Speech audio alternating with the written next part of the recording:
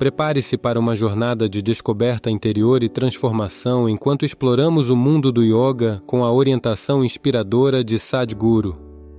Esteja pronto para mergulhar em técnicas ancestrais, meditações revitalizantes e visões profundas que podem desbloquear um estado de ser mais consciente e sereno. Juntos vamos explorar os caminhos do yoga conforme orientados por Sadhguru, convidando-o a se juntar a essa jornada em direção à paz interior e ao bem-estar duradouro. Faça já sua inscrição no curso de Yoga Sadhguru. Links na descrição. Mas se você está apenas fazendo ginástica e criando músculos e você parece estar em forma, isso não é bom. Existem asanas e processos específicos. Se fizerem isso, a química básica do corpo pode ser levada a um tal nível de equilíbrio dentro de você, e esta é a solução para gerações futuras. Namaskaram, Sadhguru. O que é que as mulheres jovens podem fazer para salvaguardar sua saúde e prevenir problemas de saúde significativos no futuro? No mundo de hoje, a forma como a sociedade está estruturada,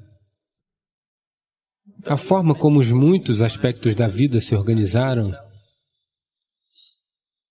as mulheres têm que se preocupar muito mais com sua saúde do que os homens. Simplesmente porque a natureza investiu um sistema reprodutivo muito elaborado em uma mulher. Todos nós nascemos do ventre de uma mulher, então havia um sistema interno elaborado. Normalmente, se você olhar para trás, elas começariam a usar seu sistema reprodutivo aos 15, 16 anos. Foi colocado em uso, provavelmente ao longo de sua vida, pelo menos durante todo o período de vida reprodutivo, de alguma forma foi colocado em uso. Se uma mulher teve 6, 7 ou 8 filhos em sua vida, é muito provável que tenha ocorrido uma distribuição, então os órgãos reprodutores foram usados de uma certa maneira. Por causa disso, ela não tinha esses problemas como se tem hoje. Outra razão é que tanto homens quanto mulheres, é claro, estavam trabalhando duro fisicamente, trabalho físico. Por causa do trabalho físico, nunca houve qualquer gordura ao redor do abdômen. Quando jovem, se uma menina acumula gordura abdominal, ela está pedindo por isso. Não há como escapar. Ela está simplesmente pedindo por isso, isso virá. Quão cedo ou quão tarde será, isso depende de vários aspectos genéticos e outros aspectos da vida. Mas uma vez que a gordura abdominal se acumula, uma mulher jovem está definitivamente atraindo problemas para si mesma, isso virá. Não há atividade suficiente, atividade física, quero dizer. Elas podem estar trabalhando no escritório, isso não significa nada, porque não é físico o suficiente. Se você estiver trabalhando em um campo, isso seria diferente. Eu acho que os problemas que você está citando, em grande parte, estão acontecendo na mulher urbana, simplesmente porque a atividade física dela, mesmo que ela se exercite, é meia hora, 1 hora pela manhã, o resto do tempo ela fica sentada, sentada, sentada. Então, por causa disso, não há atividade suficiente naquela região. Essa é uma das razões. Outra coisa é que o processo reprodutivo não é usado, esse é outro motivo. Então, se você não está usando o seu processo de reprodução, ou seja, se você não está tendo filhos antes dos 21 anos de idade, é muito, muito importante que você faça Hatha Yoga. Se você faz academia, se você corre, se você faz isso e aquilo, corra até certo ponto. Mas se você está apenas fazendo ginástica e criando músculos e você parece estar em forma, isso não é bom. Você deve fazer Hatha Yoga intenso. A partir dos 12 anos de idade, se uma menina começar a praticar Hatha Yoga, ela passará por todos aqueles problemas que as pessoas acham que é um grande problema e passam por muitas lutas a cada estágio de desenvolvimento dentro de si. Elas passarão por isso sem esforço. Então isso tem que acontecer. Se a saúde reprodutiva de uma mulher tem que ser mantida sem reproduzir, é muito importante que certas coisas sejam feitas.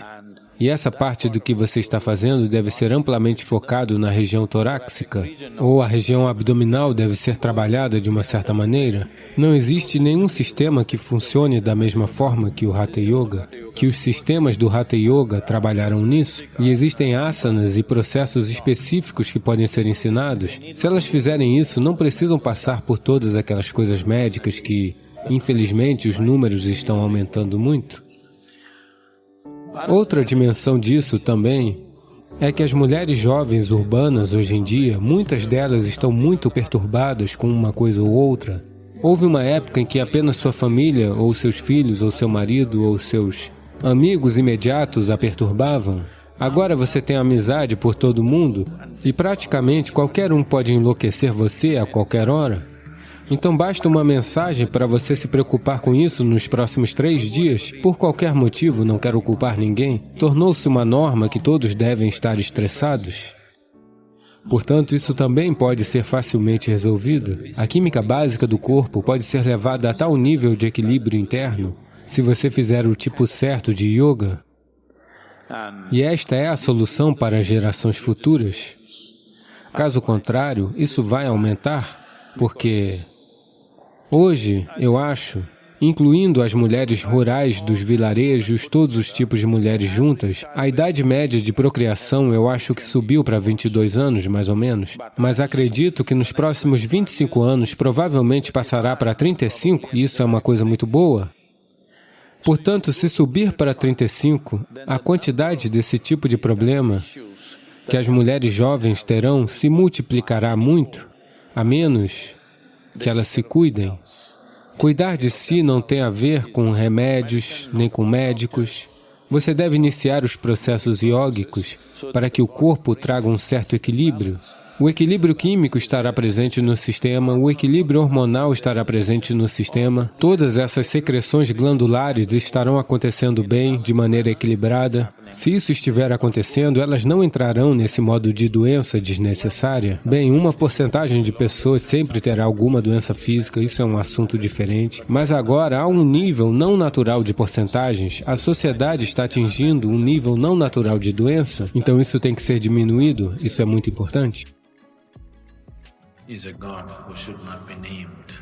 Shiva é um Deus que não deve ser nomeado, porque nomeá-lo é limitá-lo e reduzi-lo. Ao mesmo tempo, a soma de seus muitos e muitos nomes também traz à tona um mistério indescritível de quem Ele é, ou mistérios indescritíveis do que é essa criação. De suas várias formas, Kala ou Mahakala é uma forma importante e ao mesmo tempo feroz. Enquanto Mahakala, ele é o Senhor do tempo, enquanto Kala Bhairava, ele é o destruidor do tempo. Kala significa tempo. O tempo, como você o experiencia, é apenas o movimento cíclico da existência física. A Terra gira, é um dia. A Lua gira em torno da Terra, isso é um mês. A Terra gira em torno do Sol, isso é um ano. Tudo o que você conhece como tempo, incluindo o seu relógio, é tudo sobre ciclos. Tudo que é físico é de natureza cíclica. Do atômico ao cósmico, tudo que é físico é naturalmente de natureza cíclica. E, devido à sua existência física, devido ao seu envolvimento com a natureza física de quem você é, você tem uma noção do tempo.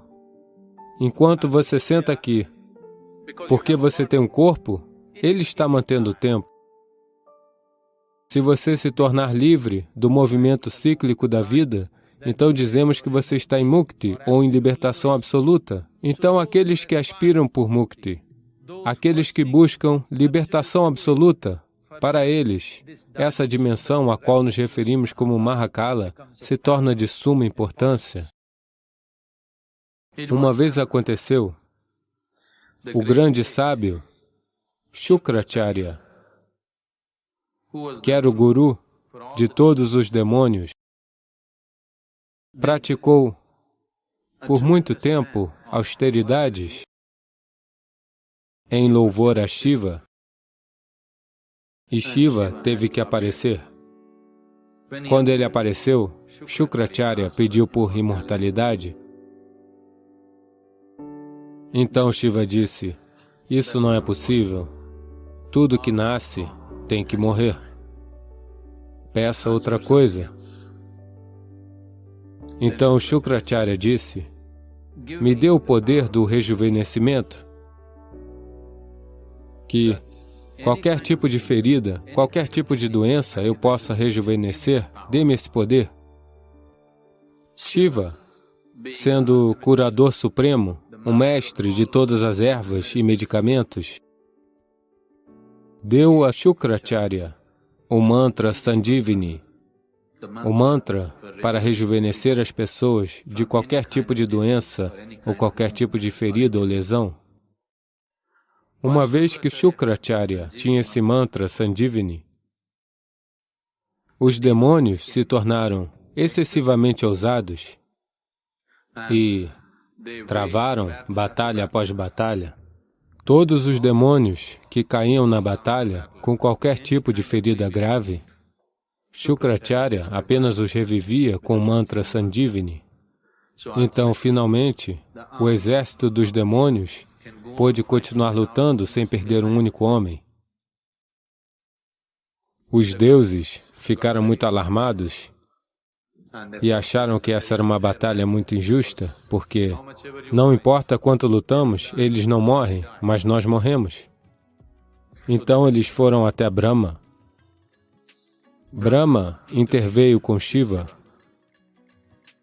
e disse, você deu a esse Shukracharya esse tipo de poder, você deve matá-lo. Caso contrário, haverá um desequilíbrio completo no mundo. Os demônios têm uma vantagem injusta sobre os deuses. Então Shiva disse, não há necessidade de matá-lo, eu o conterei. Então, a batalha entre os devas e os demônios estava acontecendo.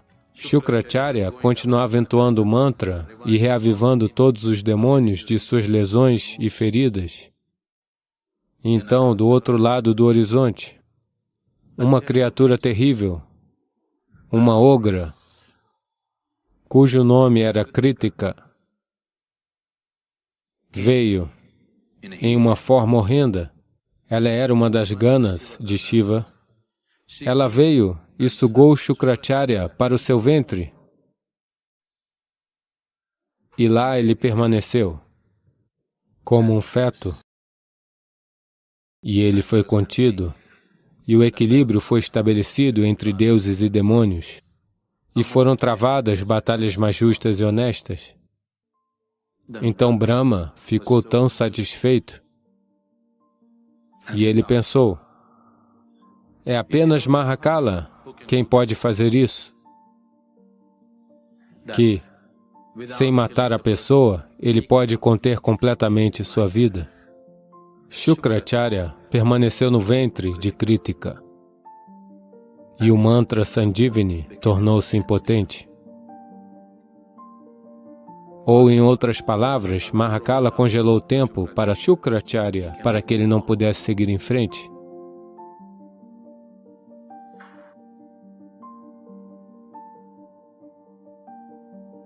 Tantra significa extrema disciplina.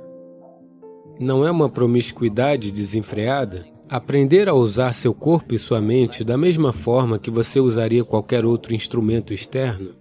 Este é um tremendo presente que Agastya Muni ofereceu, em que estabeleceu um processo tântrico 100% enraizado no corpo, nada fora dele.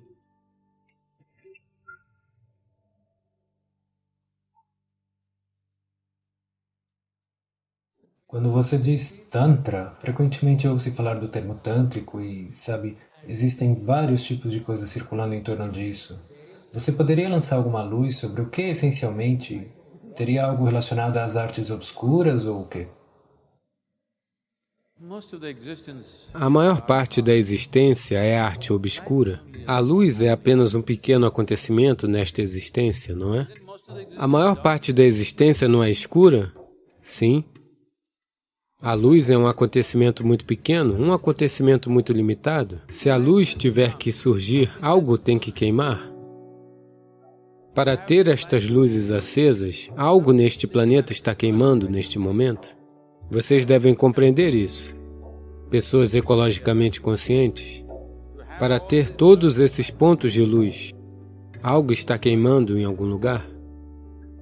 Nós dizemos que a lâmpada está acesa, ela também está queimando. Mas alguma outra coisa está queimando para mantê-la acesa, não é? É assim que a luz é gerada, seja a lâmpada ou o sol. Algo está queimando.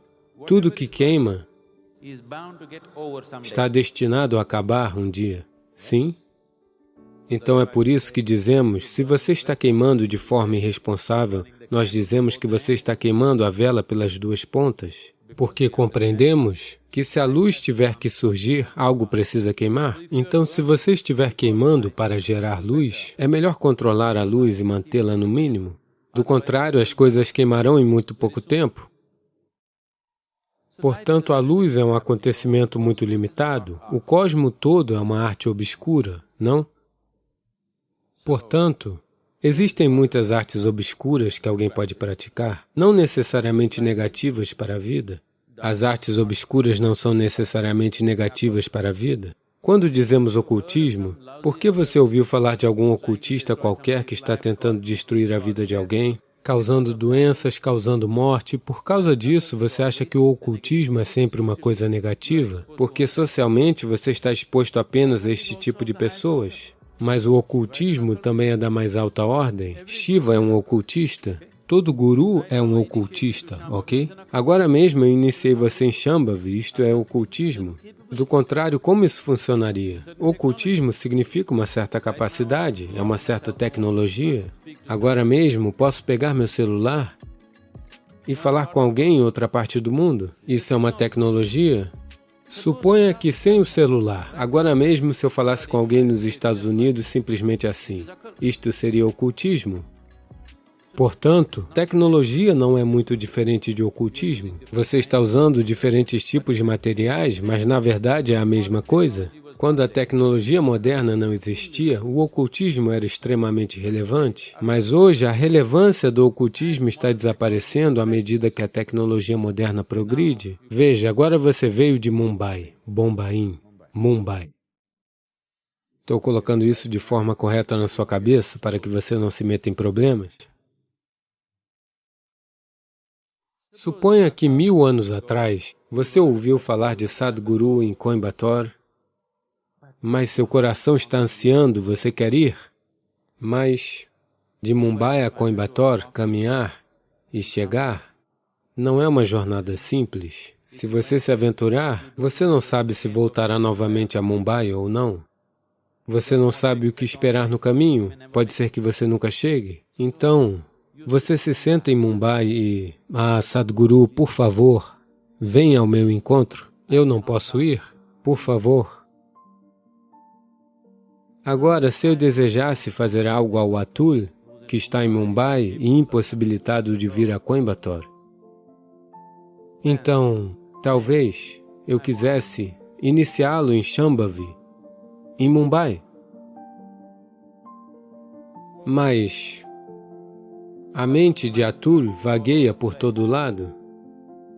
Ele se senta e começa a sentir alguma coisa, depois ele pensa, talvez eu esteja apenas imaginando besteiras. A esposa dele lhe diz, você está ficando louco, cara? Alguém que você não viu está fazendo algo a você? Cala a boca e volte ao trabalho.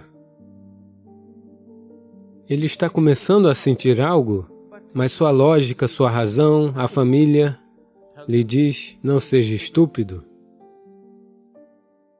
Então, o que Sadhguru fará é pegar uma flor de jasmim do sul da Índia que não pode crescer em Mumbai, e Atul está sentado desta maneira e ela cai em sua mão. Agora Atul, agora ele se sentará, pronto para Shambhavi, para ser iniciado. porque uma flor de jasmim lhe foi enviada. Mas hoje, eu prefiro lhe fazer um telefonema e dizer venha, ou enviar alguém com um folheto e dizer venha e receba aqui, ou se eu quiser enviar-lhe uma flor de jasmim, eu usarei o Sedex.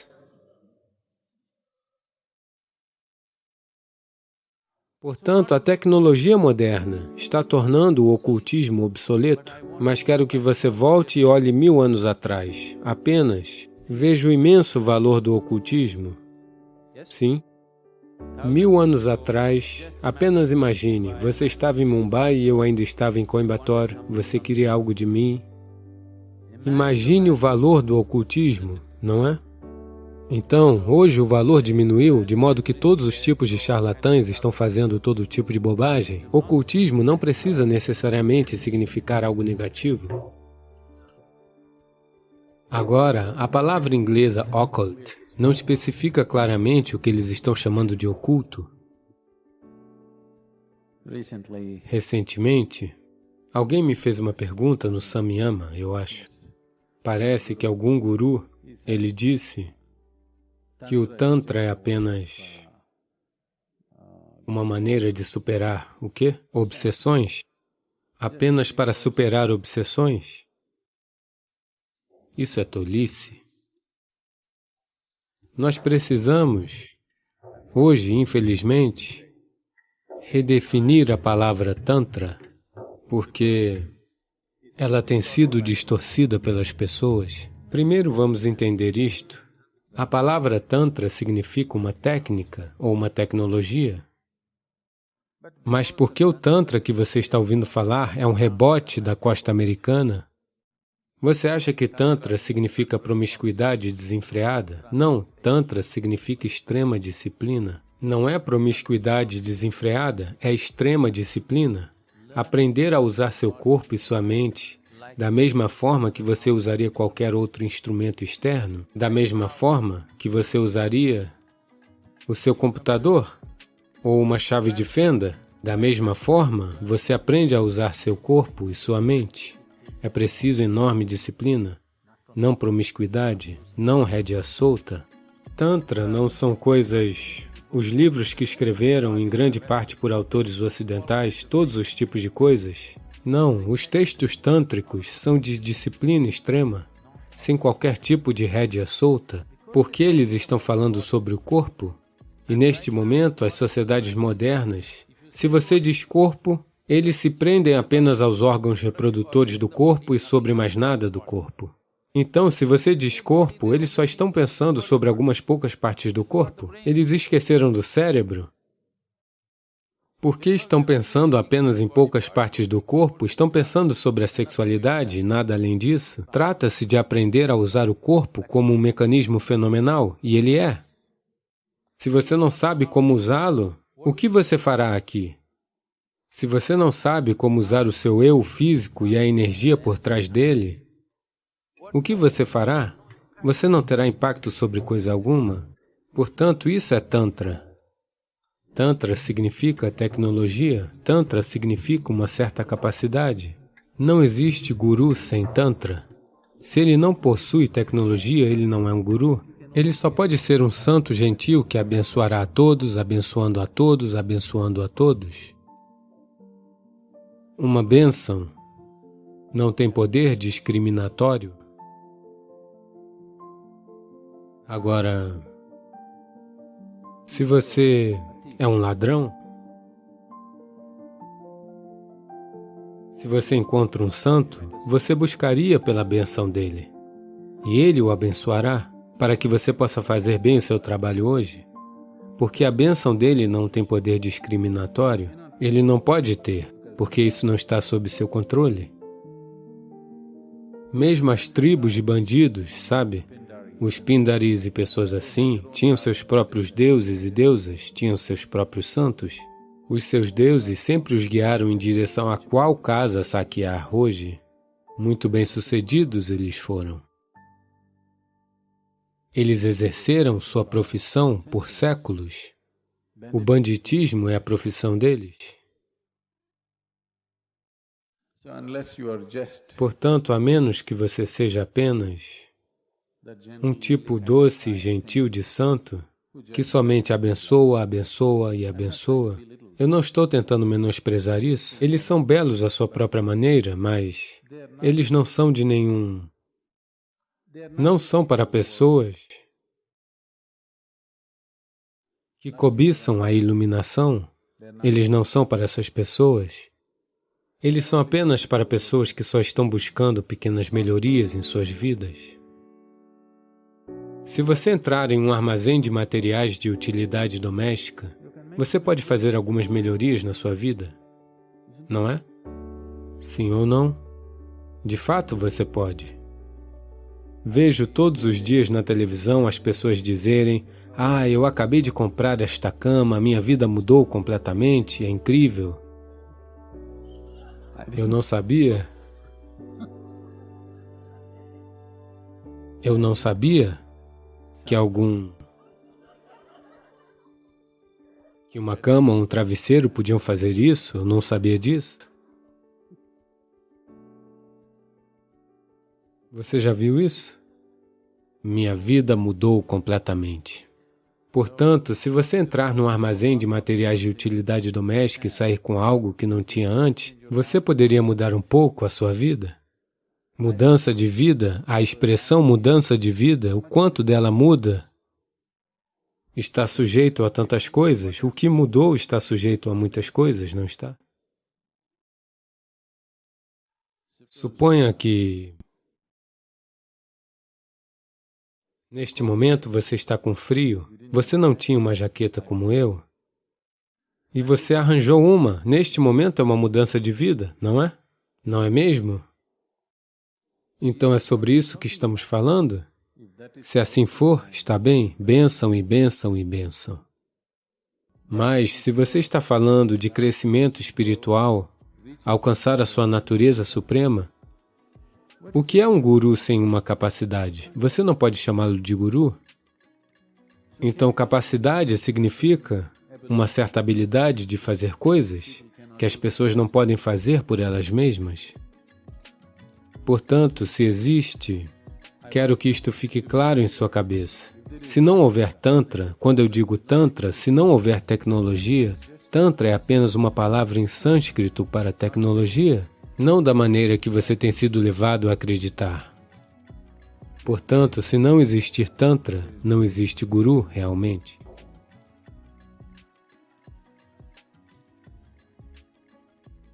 Porque Guru significa que você tem que arregaçar as mangas e... é um trabalho de mecânico.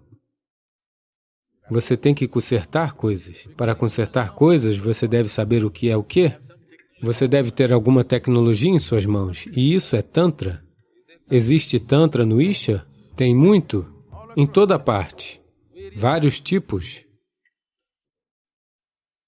Mas a importância do yoga é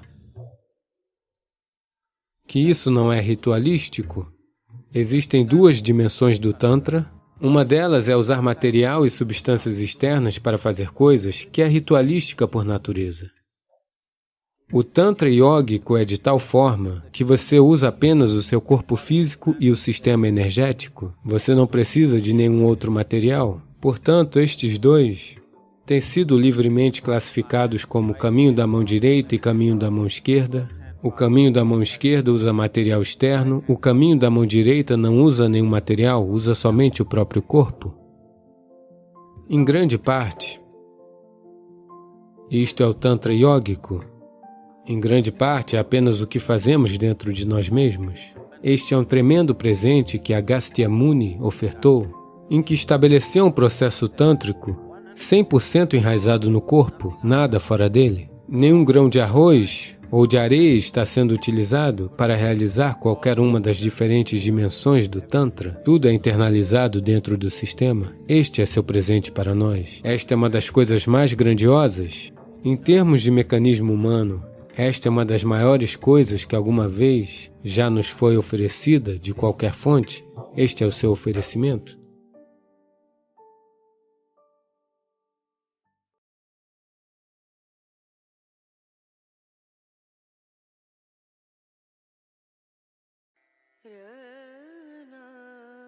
Se você for a um praticante de magia negra, ele vai apenas lhe pedir uma foto.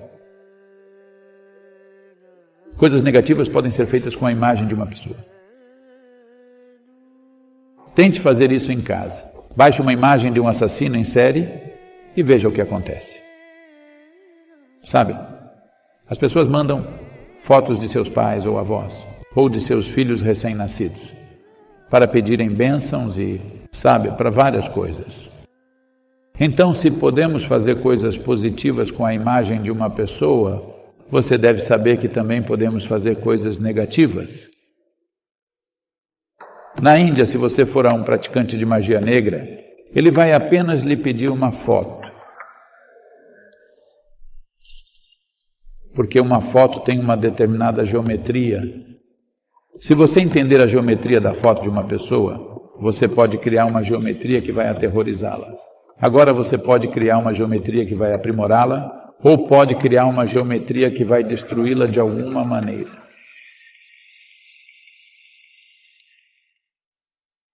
Então, por isso, nas culturas, onde quer que essa prática exista, as pessoas não querem ser fotografadas. As pessoas que estão em certos tipos de sadhana, mesmo na Índia, muitos sadhus e sannyasis, eles não querem ser fotografados. Mas nos dias de hoje, eles não conseguem evitar isso. Sem saber, eles tiram selfies. Então, as pessoas me perguntam, Sadhguru, você pode tirar uma selfie comigo? Eu respondo, selfies não. Porque essas modinhas bobas vêm e vão, e a vida vai além disso. Essas modinhas são... O negócio é o seguinte, ninguém quer tirar uma foto sua. Aí você tira a sua própria foto e a coloca em todos os lugares. O que eu acho não combina com a minha estética. Tirar a minha própria foto e colocá-la em todos os lugares. As pessoas tiram fotos e querem mostrá-las, porque isso as valoriza de alguma maneira.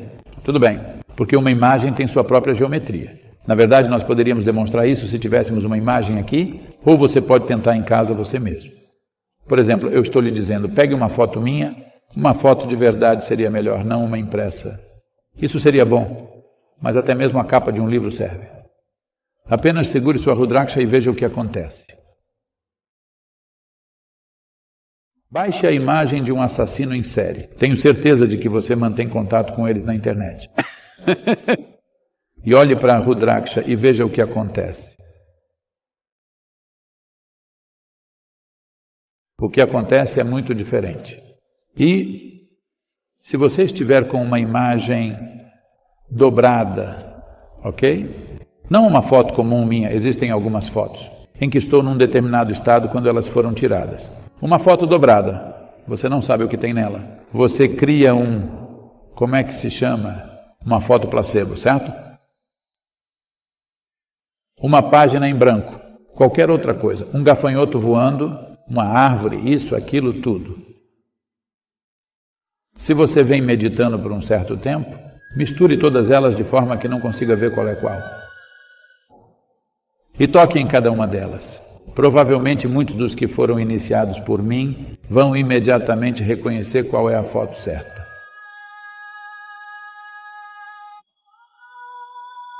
Se não estiverem confusos demais, e isso e aquilo, se eles simplesmente tocarem na foto, eles vão saber, porque mesmo apenas numa foto bidimensional, ou na superfície plana da foto, há uma geometria, e uma geometria única, e ela está emanando isso. Se alguém souber ler essa geometria, ele pode criar uma outra geometria ou para aprimorá-lo, ou para lhe causar problemas. Então, onde quer que essas práticas fossem populares, as pessoas diziam, eu não quero minha foto em lugar nenhum, porque não quero me tornar vulnerável a uma outra pessoa.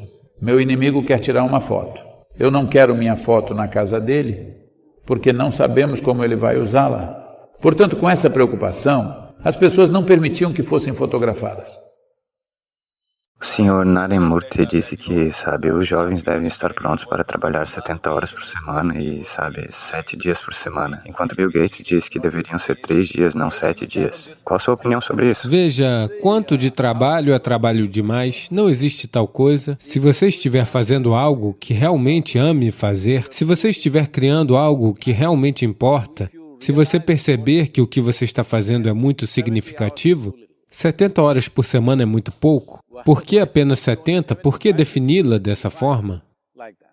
Ou seja, se você está criando o que realmente importa para você e para todos ao seu redor, por que deveria ser definido por horas? Não deveria ser definido por horas, mas se você está trabalhando apenas para ganhar a vida, então é claro, você está sempre vendo como reduzir as horas. Então provavelmente Narayana Murthy disse 70 horas porque a Índia ainda é uma nação em desenvolvimento e nós queremos construir esta nação, há muito a ser feito. 400 a 500 milhões de pessoas ainda não estão recebendo o básico. Se todas elas tiverem que obter o básico nesta vida, na nossa geração, então precisamos fazer muitas coisas. Não podemos ficar pensando em como descansar. Deveríamos estar pensando em como trabalhar e no quanto temos que fazer. Foi assim que todas as nações foram construídas. Hoje em dia, Dubai é um lugar confortável, vocês dizem, mas aquela geração que construiu Dubai, você acha que eles trabalharam apenas 6 horas por dia, apenas 5 dias por semana? Não, atualmente os Estados Unidos são uma das nações mais ricas do planeta. Basta perguntar às gerações anteriores como elas trabalharam. Todos eles trabalharam 12, 14 horas por dia e construíram uma grande nação. Agora estamos todos falando sobre como trabalhar menos. Bem, não se trata de quantas horas você trabalha. A questão é como você lida com o trabalho. Antes de tudo, por que você está fazendo algo pelo qual não se importa? Se você está fazendo algo pelo qual se importa, por que alguém deveria definir o número de horas? Você fará o melhor que puder. Se todos estiverem fazendo o melhor que puderem em sua vida, sem ficar enrolando no que estão fazendo, só enrolam porque acham que estão fazendo algo para alguém. Não estão fazendo algo que seja significativo para si e para tudo ao seu redor. Então esse é todo o problema. As pessoas estão tentando ganhar a vida. Uma vez que você veio como ser humano, a sobrevivência não é o foco de sua vida. Você não deveria estar trabalhando para ganhar a vida. Você precisa fazer uma vida a partir disso. O que quer que você faça é a sua vida. Onde está o trabalho e a vida? Isso significa que durante 8, 10 horas por dia você não vive, outras 8 horas você dorme? Quando é que você vive? O que é isso? Trabalho e vida, o que é isso? Se o seu trabalho não é a vida, por que está fazendo isso? Estou dizendo que uma vez que você nasceu aqui como ser humano, você deve fazer apenas vida. E tudo que você fizer deve ser importante para a vida, para esta vida e todas as outras vidas. É quando ninguém precisa definir as suas horas de trabalho. O melhor que você puder fazer, você fará. Todo ser humano deveria estar trabalhando com todo o seu potencial, sem contar quantas horas deveria trabalhar e não trabalhar. Veja, suponha que você esteja dirigindo, em vez de olhar pelo para-brisa, se você continuar olhando para o espelho retrovisor, acho que você deveria estar na marcha ré, não na marcha para frente. Olá?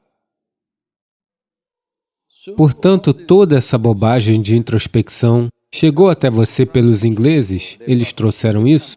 Nesse país não acreditamos em introspecção, porque... Veja, você está tentando analisar sua própria bagunça? Isso não vai funcionar assim. Se você manter isso a uma certa distância, saberá claramente o que é, você não precisará pensar sobre isso. É assim, digamos que hoje à noite, você queira pegar um voo do aeroporto de Delhi, você está a caminho. O horário do seu voo está chegando, mas há um enorme engarrafamento. Como você experiencia o engarrafamento? Sofrimento profundo, embora você possa estar sentado no carro de seus sonhos, certo? Agora, de alguma forma, você chegou ao aeroporto, entrou no avião e ele voou. Então você subiu, depois você olhou para baixo e o engarrafamento ainda estava lá. Parece tão bonito. Luzes brancas e vermelhas, uma série delas, muito bonito. Você já viu isso? Sim. Tudo o que aconteceu foi uma pequena distância, não é? Uma vez que há um pouco de distância, isso não é mais um problema? Você sabe como lidar com isso? E grandes realizações aconteceram assim? Veja, mesmo agora, eu sei que você é engenheira, mas se eu pedir para você andar para cima e para baixo nesse palco e determinar se esse planeta é redondo ou plano, qual é a sua experiência? É plano. É plano? Essa discussão teria continuado por mais 1000 anos. Isso foi resolvido porque começamos a atravessar os oceanos. Então podemos ver que parece ser redondo. Então começamos a voar. Claramente, a forma era muito óbvia. Depois fomos até a Lua e olhamos para baixo, 100% claro. Algo tão simples que não conseguimos ver quando estamos andando no planeta, não é mesmo? Isso é a mesma coisa. A natureza de sua mente, a natureza dos instrumentos da vida que são o corpo e a mente. No yoga, não vemos corpo e mente. Há um corpo físico e um corpo mental. Por quê? Mente significa, infelizmente, a ideia europeia de uma mente é que ela fica aqui? Não. Essencialmente, você chama algo de mente porque há um certo volume de inteligência e memória. Isso é o que você chama de mente, não é? Você se lembra como era sua bisavó há 5 gerações? Não. Mas o nariz dela está em seu rosto? Sim ou não? Há 1 milhão de anos, como eram seus antepassados? Suas células epiteliais ainda se lembram do tom da pele? Sim ou não? Portanto, cada célula do seu corpo carrega 1 trilhão de vezes mais memória do que o seu cérebro pode jamais processar? Sim ou não? Agora estamos falando da fábrica de químicos mais complexa. Se você observar o que uma molécula de DNA realiza em 1 minuto, todas as fábricas do planeta não conseguem fazer, todos os computadores do planeta, os supercomputadores do planeta não conseguem realizar tantas funções, é assim que funciona? Então, tanto em termos de inteligência quanto de memória, ela está bem distribuída por toda parte? Sim ou não? Pelo menos o seu sistema neurológico está bem distribuído por toda parte, você pode ver isso? Portanto, a mente não está em um só lugar, há um corpo da mente. Há um corpo de memória, há um corpo físico, há um corpo de energia. Portanto, se você olhar apenas para uma parte de quem você é e tentar se envolver nela constantemente, se não souber como fazer as outras coisas funcionarem e as outras coisas estiverem funcionando por acidente, é como se alguém estivesse tentando dirigir com freio de mão puxado. Muitas pessoas fazem isso, elas não percebem. Elas acham que se pressionar o acelerador e pressionar o acelerador, ele vai andar. Não, ele pode pegar fogo. Um carro pode pegar fogo se você dirigir com um freio de mão puxado. No momento, a maioria das pessoas é assim porque foram a uma escola ou uma faculdade. Agora, um pouco do intelecto foi ativado com todos os tipos de informações externas. Com isso, elas estão fazendo todos os tipos de coisas, uma introspecção. Quem está introspectando quem? Essas são todas ideias ocidentais que trouxeram enorme sofrimento aos seres humanos, enorme. O processo psicológico é uma consequência do tipo de dados que você acumulou e de como você os processa, não é? Se você deixar isso de lado, não terá impacto em você? Quando você quiser, deve usá-lo. Quando não quiser, deve deixá-lo de lado. Mas agora, as pessoas acham que estão pensando o tempo todo. O que você está chamando de introspecção, desculpe-me se eu quero dizer, não pretendo insultá-la de forma alguma. Você sabe disso? Isso é um tipo de diarreia mental.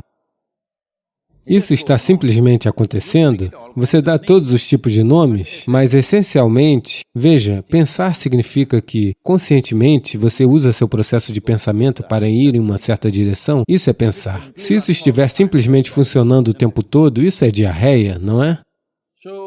Então você deve diferenciar entre os dois. Esse é um processo de pensamento consciente ou é simplesmente um descontrole? Isso é muito importante. Portanto, introspecção significa visão retroativa da vida.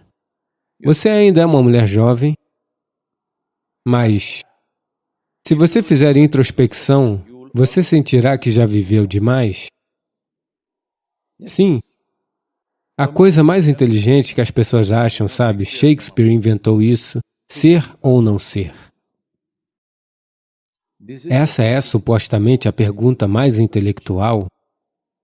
Diga-me, se você estiver em êxtase, você pensará em ser ou não ser? Somente se você estiver infeliz, somente se achar que a vida é um fardo, somente então pensará em ser ou não ser, não é mesmo? Portanto, de muitas maneiras, sua introspecção, seja em pequena ou grande proporção, é a base da doença mental. Por quê? Você está tentando encontrar soluções em uma lata de lixo que você tem, que você chama de mente? O que tem lá? Somente o que chegou até você por meio dos 5 sentidos está lá, nada mais? Se você estiver procurando por algo novo, deixe-me dizer uma coisa, você é uma engenheira de computação agora, está a caminho, certo? Já é? Ok. O seu computador pode funcionar além dos dados que você inseriu? O mesmo acontece com a sua mente? O que é um processo de computação pode ser muito mais complexo do que os computadores que você está operando, mas essencialmente é um processo de computação. Sem dados, ele não funciona. Portanto, se você conhece os dados, se você escreveu o software, você conhece os dados, você sabe o que ele pode fazer e o que não pode fazer? O que há para introspectar? Então, estou pensando demais ou fazendo introspecção? Nenhum dos dois é necessário. Você precisa de mais clareza para ver as coisas. Se você vir algo, se você puder simplesmente ver isso claramente do jeito que é, então não há necessidade para introspecção.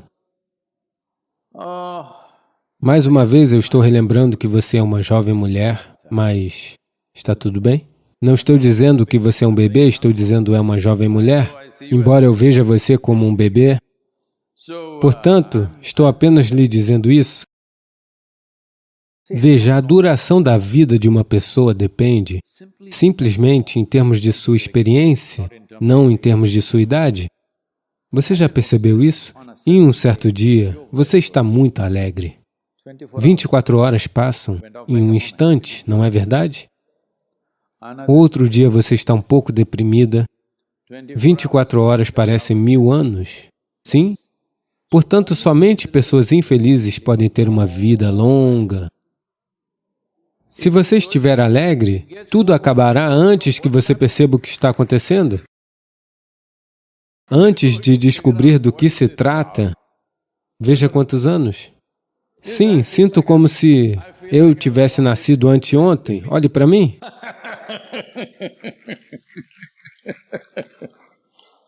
Então, o problema é o seguinte, estamos tentando consertar a vida com introspecção, moralidade, ética, ideias, filosofias, opiniões, modelos, isso, aquilo. Não, não é isso que é necessário. O que é necessário é que esta vida aconteça de forma exuberante, no auge máximo que pode acontecer, ela deve brilhar. Se você brilhar o tempo todo, fisicamente você estará bem, sua genialidade brilhará, tudo acontecerá. Bem, no mundo tudo vai acontecer? Não. O mundo nunca vai acontecer 100% da maneira que você quer. Como vocês três são jovens, eu lhes digo, e muitos deles são jovens, eu lhes digo, porque muitos de vocês estão nesse sonho de que encontrarão a pessoa ideal, a pessoa perfeita em sua vida, homem, mulher ou o que quer que seja. Não estou tentando destruir todo o romance, só estou dizendo que vocês vão ficar profundamente desapontados. Porque muitas pessoas estão dizendo que são de Mathura. Krishna, o homem mais fantástico, mas suas esposas estavam constantemente reclamando. Não porque haja algo de errado com ele, porque pela própria natureza da existência, ninguém neste mundo é exatamente como você deseja, sim ou não? Portanto, há uma opção. Esta única pessoa pode fazer com que ela aconteça da maneira que você deseja? Se você fizer esta única coisa, onde estará a necessidade de tudo isso? É isso que você precisa fazer? Você é uma engenheira? Precisa fazer um pouco de engenharia interior para que este aqui funcione do jeito que você quer? Mundo, faremos o nosso melhor?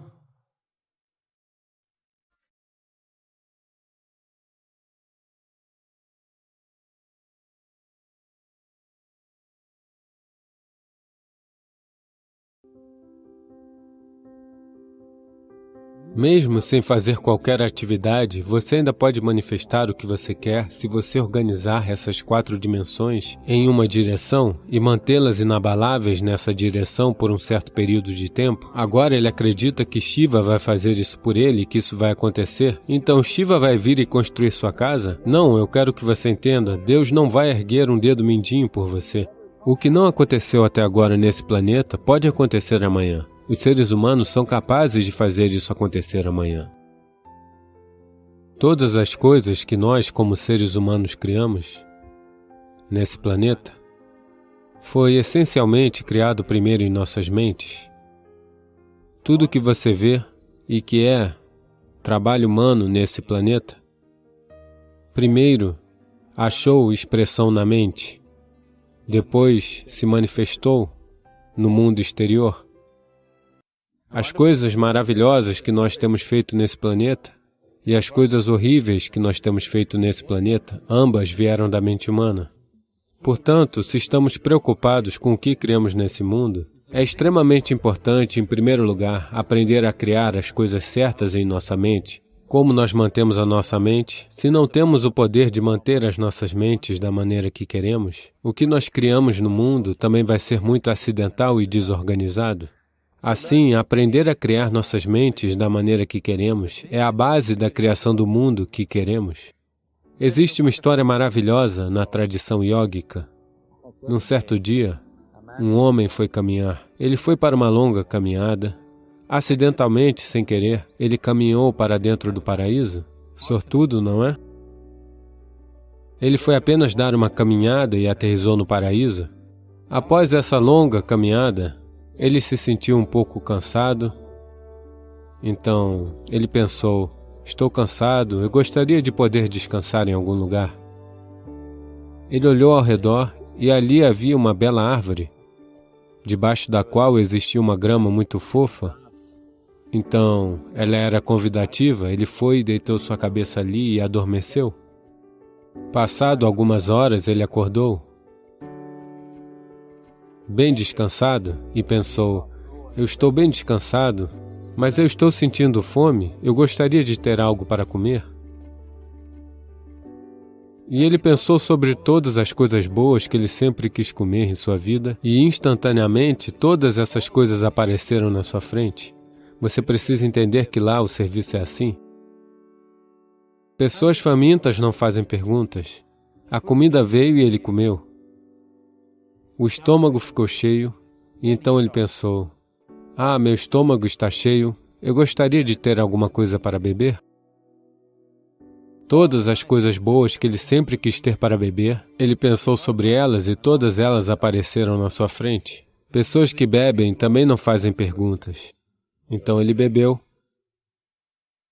Agora, com um pouco de álcool nele, você sabe, Charles Darwin disse, todos vocês eram macacos, suas caudas caíram. Não eu, Charles Darwin disse, que vocês eram macacos e suas caudas caíram e então vocês se tornaram humanos. Sim, definitivamente a cauda caiu, mas o macaco, no yoga, nós sempre nos referimos a uma mente não estabelecida como markata, que quer dizer macaco. Por que estamos nos referindo à mente como um macaco é? Quais são as qualidades de um macaco? Uma coisa sobre um macaco é o seu movimento desnecessário. E outra coisa sobre o macaco é, se eu disser você está macaqueando alguém, o que isso quer dizer? Imitação. Macaco e imitação se tornaram sinônimos. Assim, essas duas qualidades essenciais de um macaco são, em grande parte, as qualidades de uma mente não estabelecida, movimentos desnecessários. Você não precisa aprender isso de um macaco, você pode ensinar isso para o macaco. E a imitação é um trabalho constante da mente. Portanto, quando essas duas qualidades estão ativas, a mente é referida como um macaco. Então esse macaco se tornou ativo dentro dele. Ele apenas olhou ao redor, pensou, o que diabos está acontecendo aqui? Eu pedi por comida, a comida veio. Eu pedi por bebida, a bebida veio. Devem existir fantasmas por aqui. E os fantasmas vieram. Os fantasmas vieram, eles vão me cercar e me torturar, ele pensou. Imediatamente os fantasmas o cercaram e começaram a torturá-lo. Então ele começou a gritar de dor e disse, eles vão me matar. E ele morreu. Ele acabou de dizer que era um cara de sorte. O problema é que ele estava sentado debaixo de uma kalpavriksha, ou uma árvore do desejo. Ele pediu por comida, a comida veio. Pediu por bebida, a bebida veio. Por fantasmas, os fantasmas vieram. Por tortura, a tortura veio. Ele pediu pela morte, a morte aconteceu. Agora não procure por essas kalpavrikshas na floresta. Você mal consegue encontrar uma árvore hoje em dia. Uma mente bem estabelecida, uma mente que está em um estado de samyukti, é chamada de kalpavriksha. Se você organizar sua mente a um certo nível de organização, ela, por sua vez, organiza o sistema todo. Seu corpo, suas emoções, suas energias, tudo se organiza nessa direção. Uma vez que essas suas 4 dimensões, seu corpo físico, sua mente, suas emoções e as fundamentais energias de vida estiverem organizadas em uma direção, uma vez que você esteja assim, tudo que você deseja acontece sem mesmo levantar um dedo mindinho, na verdade. Auxiliar isso com a atividade ajudaria, mas, mesmo sem fazer qualquer atividade, você ainda pode manifestar o que você quer. Se você organizar essas 4 dimensões em uma direção e mantê-las inabaláveis nessa direção por um certo período de tempo. Agora mesmo, o problema com sua mente é que a cada momento ela está mudando de direção. É como você querer viajar para algum lugar e a cada 2 passos, se você continuar mudando de direção, a chance de você chegar ao destino é muito remota, a menos que isso aconteça por acaso. Portanto, organizar nossas mentes e, por sua vez, organizar o sistema inteiro e essas 4 dimensões básicas de quem você é nesse momento, em uma direção, se você fizer isso, você próprio é um kalpavriksha. Qualquer coisa que você deseja vai acontecer. Porém, agora mesmo, se você olhar para a sua vida, tudo o que você desejou até agora, se isso acontecesse, você estaria acabado. Tudo e todos que você desejou, se tudo isso aterrissasse em sua casa hoje, você conseguiria viver com isso? Uma vez que você esteja empoderado dessa forma, é muito importante que sua ação física, sua ação emocional, sua ação mental e sua ação energética sejam controladas e propriamente direcionadas. Se não for assim, nos tornamos destrutivos, autodestrutivos. No momento, esse é o nosso problema. A tecnologia, que supostamente deveria fazer nossa vida bonita e fácil, se tornou a fonte de todos os problemas. Assim, estamos destruindo a própria base da nossa vida, que é o planeta. Portanto, aquilo que deveria ser uma dádiva, estamos fazendo disso uma maldição. O que nos trouxe níveis incríveis de conforto e conveniência nos últimos 100 anos ou mais, também se tornou uma ameaça à nossa vida, simplesmente porque não estamos agindo conscientemente. Nós estamos em um estado de ação compulsiva. Então, organizar nossa mente fundamentalmente significa se mover de um estado de atividade compulsiva para um estado de atividade consciente. Você deve ter ouvido falar de pessoas que pedem por algo e, para além de todas as expectativas, isso se tornou real para elas. Geralmente, isso acontece com pessoas que têm fé. Agora, vamos dizer que você quer construir uma casa. Se você começar a pensar, eu quero construir uma casa. Para construir uma casa, eu preciso de 5 milhões, mas eu tenho apenas 50 rúpias no meu bolso. Não é possível, não é possível, não é possível. No momento que você diz não é possível, você também está dizendo eu não quero isso. Portanto, em um nível, você está criando um desejo de que você quer algo. No outro nível, você está dizendo eu não quero isso. Então, nesse conflito, isso pode não acontecer. Alguém que tem alguma fé em um Deus, ou em um templo, ou no que for, que tem uma mente simples, a fé apenas funciona para aqueles que têm uma mente simples. Pessoas que pensam demais, para elas isso nunca funciona. Uma pessoa inocente, que tem uma fé simples, em seu Deus, em seu templo ou no que for, ela vai ao templo e diz, Shiva, eu quero uma casa, eu não sei como, você precisa fazer isso por mim. Agora, na mente dela não existem pensamentos negativos. Isso vai acontecer, isso não vai acontecer, isso é possível, isso não é possível. Essas coisas são completamente removidas pelo simples ato de fé. Agora ele acredita que Shiva vai fazer isso por ele, que isso vai acontecer. Então Shiva vai vir e construir sua casa? Não, eu quero que você entenda. Deus não vai erguer um dedo mindinho por você. O que você chama de Deus é a fonte da criação. Como um criador, ele tem feito um trabalho fenomenal, não resta dúvida sobre isso. Você poderia pensar numa criação melhor do que essa? Está na imaginação de alguém pensar alguma coisa melhor do que o que existe agora?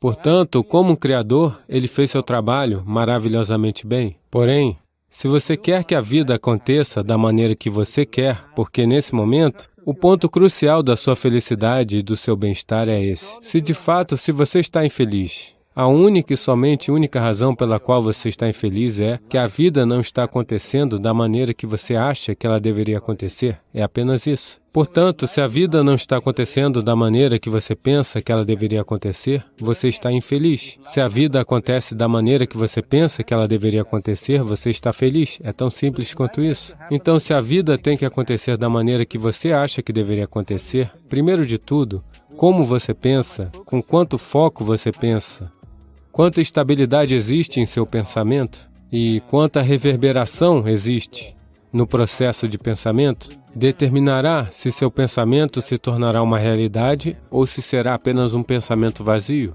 Ou como não criar nenhum impedimento para o seu pensamento ao criar um processo de pensamento negativo. Essa possibilidade, algo é possível ou não é possível, está destruindo a humanidade. O que é possível e o que não é possível não é da sua conta, é trabalho da natureza. Seu trabalho é apenas batalhar pelo que você quer. Nesse momento, você está sentado aqui.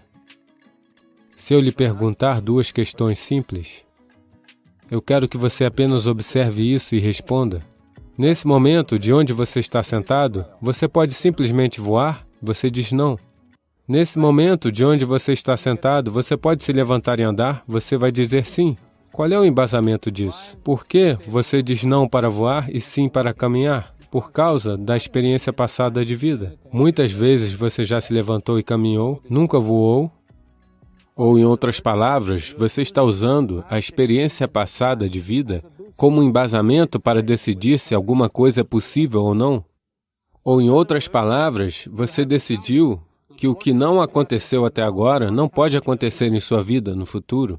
Isso é uma desgraça para a humanidade e o espírito humano. O que não aconteceu até agora nesse planeta pode acontecer amanhã. Os seres humanos são capazes de fazer isso acontecer amanhã. Portanto, o que é possível e o que não é possível não é da sua conta. Isso é trabalho da natureza. A natureza vai decidir isso. Você apenas vê o que você realmente quer e batalha por isso. E se seu pensamento é criado de maneira poderosa, sem qualquer negatividade, sem qualquer pensamento negativo, derrubando a intensidade do processo de pensamento. O primeiro e o mais importante é que você deve ser claro o que você realmente quer. Se você não sabe o que você quer, a chance de criar isso não surge. Se você olhar para o que você realmente quer, o que todo ser humano quer é: ele quer viver alegremente, ele quer viver em paz. Em termos de seus relacionamentos, ele quer que isso seja amoroso e afetuoso. Ou, em outras palavras, tudo o que qualquer ser humano está buscando é agradabilidade dentro de si mesmo, agradabilidade ao seu redor. Essa agradabilidade, se acontece em nosso corpo, nós chamamos isso de saúde e prazer. Se ela acontece em nossa mente, nós chamamos isso de paz e alegria. Se ela acontece em nossa emoção, nós chamamos isso de amor e compaixão. Se ela acontece em nossa energia, nós chamamos isso de bem-aventurança e êxtase. Isso é tudo que um ser humano está procurando. Quer ele vá para o seu escritório trabalhar, ele quer ganhar dinheiro, construir uma carreira, criar uma família, se sentar num bar, se sentar no templo, ele ainda está procurando pela mesma coisa?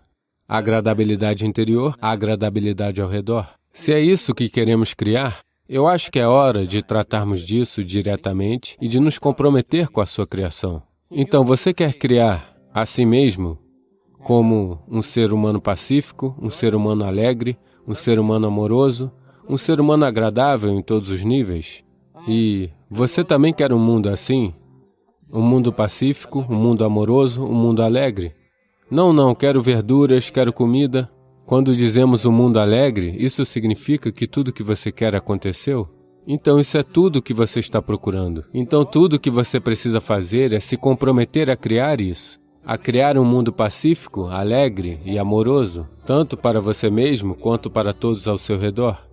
Cada dia pela manhã, se você começar seu dia com esse pensamento simples em sua mente, que hoje, onde quer que eu vá, eu criarei um mundo pacífico, amoroso e alegre, Se você cair centenas de vezes no dia, qual é a importância disso? Para um homem comprometido, não existe tal coisa como fracasso. Se você cair centenas de vezes, são centenas de lições a serem aprendidas. Se você se compromete dessa forma a criar aquilo que realmente importa, nesse momento sua mente fica organizada. Uma vez que sua mente fica organizada, a maneira que você pensa é a maneira que você se sente, sua emoção vai ficar organizada. Uma vez que seu pensamento e sua emoção estão organizados, suas energias ficarão organizadas na mesma direção. Uma vez que seu pensamento, emoção e energias estejam organizados, seu próprio corpo vai se organizar. Quando todos esses quatro estão organizados em uma direção, sua habilidade de criar e manifestar o que você quer é fenomenal. Você é o criador de muitas maneiras. Aquilo que é a fonte da criação está funcionando dentro de você a cada momento da sua vida.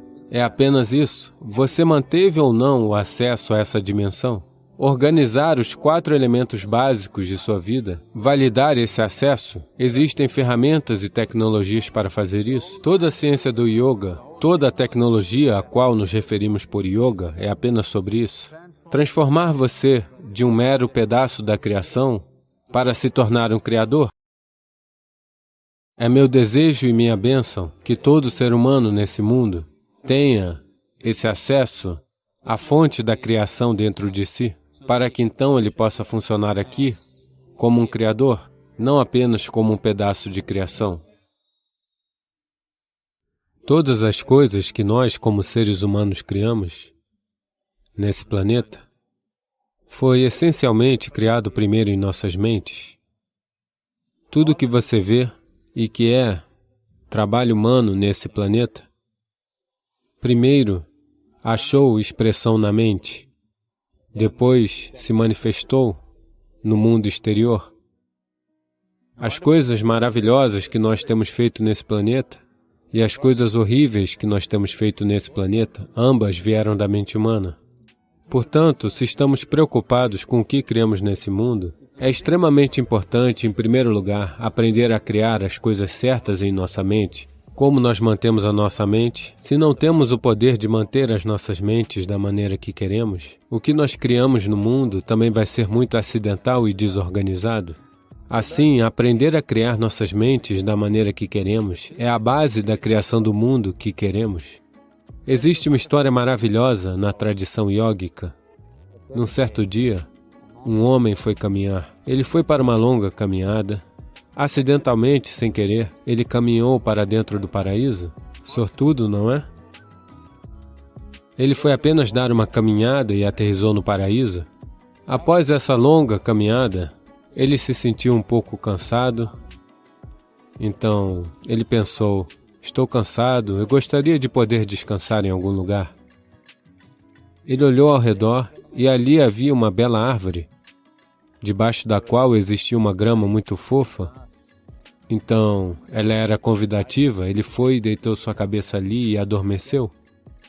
Passado algumas horas, ele acordou, bem descansado, e pensou, eu estou bem descansado, mas eu estou sentindo fome, eu gostaria de ter algo para comer. E ele pensou sobre todas as coisas boas que ele sempre quis comer em sua vida, e instantaneamente todas essas coisas apareceram na sua frente. Você precisa entender que lá o serviço é assim. Pessoas famintas não fazem perguntas. A comida veio e ele comeu. O estômago ficou cheio, e então ele pensou, meu estômago está cheio, eu gostaria de ter alguma coisa para beber. Todas as coisas boas que ele sempre quis ter para beber, ele pensou sobre elas e todas elas apareceram na sua frente. Pessoas que bebem também não fazem perguntas. Então ele bebeu. Agora, com um pouco de álcool nele, você sabe, Charles Darwin disse, todos vocês eram macacos, suas caudas caíram. Não eu, Charles Darwin disse, que vocês eram macacos e suas caudas caíram e então vocês se tornaram humanos. Sim, definitivamente a cauda caiu, mas o macaco, no yoga, nós sempre nos referimos a uma mente não estabelecida como markata, que quer dizer macaco. Por que estamos nos referindo à mente como um macaco é? Quais são as qualidades de um macaco? Uma coisa sobre um macaco é o seu movimento desnecessário. E outra coisa sobre o macaco é Se eu disser, você está macaqueando alguém, o que isso quer dizer? Imitação. Macaco e imitação se tornaram sinônimos. Assim, essas duas qualidades essenciais de um macaco são, em grande parte, as qualidades de uma mente não estabelecida, movimentos desnecessários. Você não precisa aprender isso de um macaco, você pode ensinar isso para o macaco. E a imitação é um trabalho constante da mente. Portanto, quando essas duas qualidades estão ativas, a mente é referida como um macaco. Então esse macaco se tornou ativo dentro dele. Ele apenas olhou ao redor, pensou, o que diabos está acontecendo aqui? Eu pedi por comida, a comida veio. Eu pedi por bebida, a bebida veio. Devem existir fantasmas por aqui. E os fantasmas vieram. Os fantasmas vieram, eles vão me cercar e me torturar, ele pensou. Imediatamente os fantasmas o cercaram e começaram a torturá-lo. Então ele começou a gritar de dor e disse, eles vão me matar, e ele morreu. Ele acabou de dizer que era um cara de sorte. O problema é que ele estava sentado debaixo de uma kalpavriksha, ou uma árvore do desejo.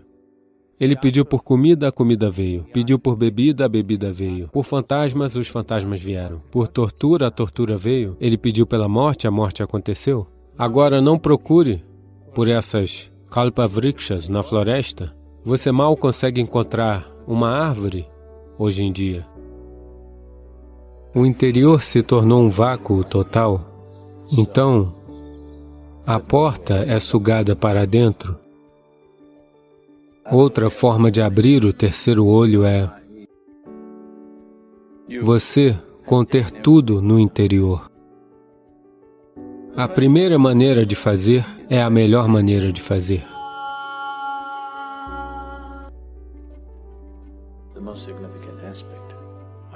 O aspecto mais significativo de Shiva é que ele abriu o seu terceiro olho. Todas as outras coisas, ele dançou, ele meditou, se casou 2 vezes, fez tantas coisas. Essa não é a questão. Ele abriu o seu terceiro olho. É só por isso que nós lembramos dele até hoje.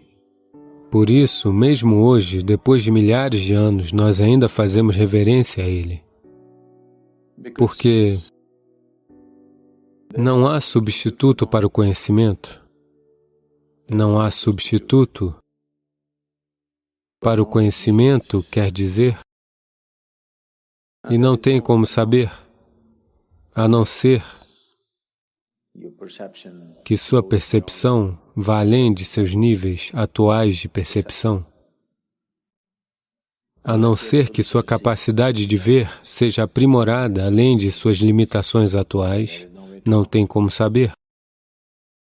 Saber é ser livre. Então, Shiva é significativo para nós, não porque ele caminhou nos Himalaias, não porque ele brincou com serpentes, não por causa disso ou daquilo, e sim porque ele abriu seu terceiro olho. Ele percebeu o que a maioria dos seres humanos não conseguia perceber. O que é invisível para um grande segmento da humanidade se tornou uma parte normal da sua visão. Isso é o que significa terceiro olho. Então as pessoas dizem, quando Shiva abriu seu terceiro olho, foi um processo flamejante, saiu fogo dele. Eles estão dizendo fogo porque dentro de si, ele queimou tudo o que pensava ser importante para ele. Ele se tornou como uma câmara de fogo, como uma fornalha, que dentro de si mesmo, ele queimou tudo o que podia ser queimado. E então, de todos os poros de seu corpo, em vez de sair suor e sangue, saíram cinzas.